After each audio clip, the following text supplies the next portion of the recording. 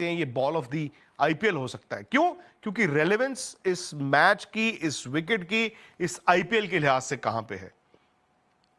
उस ओवर में न सिर्फ उन्होंने आउट किया वॉशिंगटन सुंदर को, पार्टनरशिप तोड़ी, बल्कि उस ओवर में हुआ यह भी दोस्तों, 14वें ओवर में सिर्फ 4 रन आए। कैन यू इमेजिन, उस ओवर में सिर्फ 4 रन आए, 1 विकेट। अब यहां से अचानक मुंबई ने थोड़ी सी वापसी की, अगले ओवर में फिर 9 आए, लेकिन जब 16वें ओवर में 14 रन आ गए तो मुंबई को लगा यार यहां कहीं मैच नहीं फंस जाएगा। फिर उसके बाद हार्दिक पांड्या के पास बहुत ज्यादा विकल्प नहीं था। हालांकि यहां पर क्योंकि साई सुदर्शन भी आउट हो चुके थे, उनके पास 1 ओवर पड़ा था बुमराह का, तो उन्होंने क्या किया, जो 17th ओवर था, उसके बाद 18th ओवर जो था, वो उन्होंने बुमराह को एक बार फिर पकड़ाया।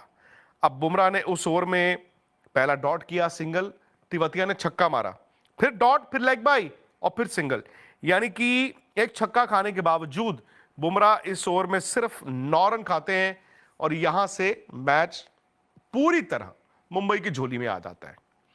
मुंबई 20 रन से मैच जीता है। बुमराह के ये 2 ओवर ना होते, शायद ये 20 के 16 होते, 12 होते, 8 होते, और जब इतने रन होते तो बन भी जाते हैं। गुजरात का सपना टूटा, और गुजरात का फैमिली बॉक्स आपने देखा होगा। आशीष नेहरा के आई थिंक बेटे थे, बच्चे थे, वो रो रहे थे। बॉन्डिंग होती है ना एक टीम की, एक टीम का सपना होता है, खिलाड़ियों का भी, बिकॉज गुजरात जबरदस्त टीम थी। इनफैक्ट गुजरात की गेंदबाजी ने न सिर्फ इस मैच में, बल्कि गुजरात की गेंदबाजी ने कई मैचों पे, स्पेशली लास्ट 3 मैच लगातार गुजरात को लेट डाउन किया। और गुजरात जो ब्रेक से पहले इतनी अच्छी क्रिकेट खेल रहा था, ये रिजम्पशन के बाद थोड़ा उनकी गेंद नीचे गई, और उसमें हुआ यह भी कि शुभमन गिल के रन्स नहीं आए। जब ऊपर से आपके आउट ही कोई नहीं हो रहा था, 1 2 3 खत्म करते थे, यहां पे 3 विकेटें आपकी जल्दी गिर जाती थी, आपके लिए मुश्किल हो गया। खैर, गुजरात का सफर खत्म हो गया, अब 3 टीमें रह गई हैं। मुंबई डेंजरस है बॉस। आरसीबी तो बैठा है फाइनल में आराम से। अगर आप 100 पे देखें तो 50% तो आरसीबी के चांसेस है ना, बाकी पंजाब और मुंबई के 25-25 है, बिकॉज इन दोनों ने संडे जो मुकाबला खेलना है उसका विनर आके जाके बैंगलोर को खेलेगा। तो अब सवाल यह है कि कौन सा पंजाब और कौन सी मुंबई। जब भी मुंबई नीचे से ऊपर आएगी और प्लेऑफ में आ जाएगी, भाई आप लिफाफे पे उनका नाम लिख दें, खत्म।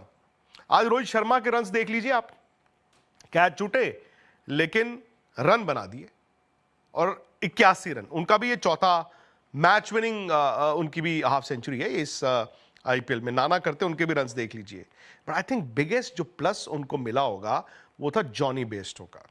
जॉनी बेस्टो ने जो चौथे ओवर में प्रसिद्ध कृष्णा की कुटाई की, उसके बाद से गुजरात ने रन खोले, उसके बाद से ही मुंबई कॉन्फिडेंट हुआ।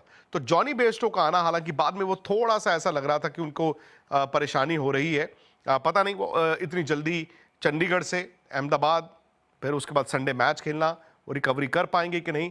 But Rohit Sharma, Jonny Bairstow dangerous दिखे हैं बॉस, बहुत डेंजरस दिखे हैं। और मुंबई की बैटिंग क्या है ना, ऐसे आज चलना शुरू हो गई है। गेंदबाजी तो उनके पास ऐसी है कि आईपीएल इतिहास में किसी टीम ने 200 से ज्यादा चेज ही नहीं किया मुंबई के खिलाफ। भाई कई साल से तो बुमराह उस टीम में है। तो पंजाब और मुंबई, पाकिस्तान और बांग्लादेश के दरमियान T20 सीरीज के अंदर पाकिस्तान की टीम में से बाबर आलम, मोहम्मद रिजवान और शाहीन अफरीदी को टीम से निकाल दिया गया। हो सकता है बाद में शाहीन अफरीदी को टीम में जगह दे दी जाए, लेकिन बाबर आलम, मोहम्मद रिजवान को किसी भी सूरत में सेलेक्टर्स टीम में जगह देने को तैयार नहीं, क्योंकि 2021 के बाद से लेकर बाबर आलम मुसलसल डाउनफॉल का शिकार है। विक्रांत गुप्ता कहना है कि बाबर आलम पाकिस्तान के लिए अनमोल टैलेंट थे, नो डाउट अभी भी हैं, लेकिन उनकी जो पीक थी वो 2021 तक थी। 2022 से लेकर 2025 तक डे बाय डे उनकी जो परफॉर्मेंस है, उनकी बैटिंग है, मुसलसल डाउनफॉल का, उनकी परफॉर्मेंस मुसलसल डाउनफॉल का शिकार हो रही है। इसकी बड़ी वजह यह है कि उन पे प्रेशर हैंडलिंग बहुत ज़्यादा गई है। जब से उनके ऊपर कैप्टनसी आई है, कैप्टनसी के होने के बाद, कैप्टन बनने के बाद वो परफॉर्मेंस मुसलसल उनकी डिक्लाइन का शिकार है। लेकिन पहले पीएसएल के अंदर परफॉर्म करते थे, परफॉर्मेंस के बाद उनकी बैटिंग बेहतर होती थी।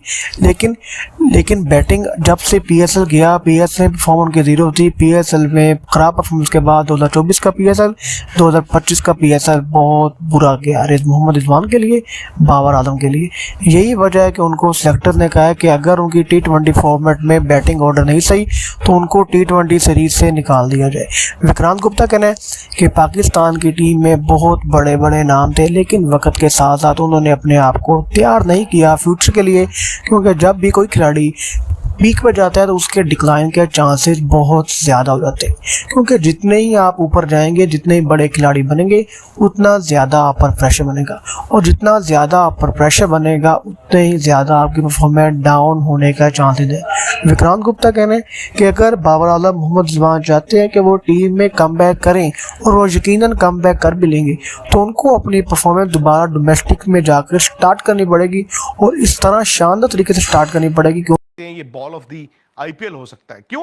क्योंकि रेलेवेंस इस मैच की, इस विकेट की, इस आईपीएल के लिहाज से कहां पे है।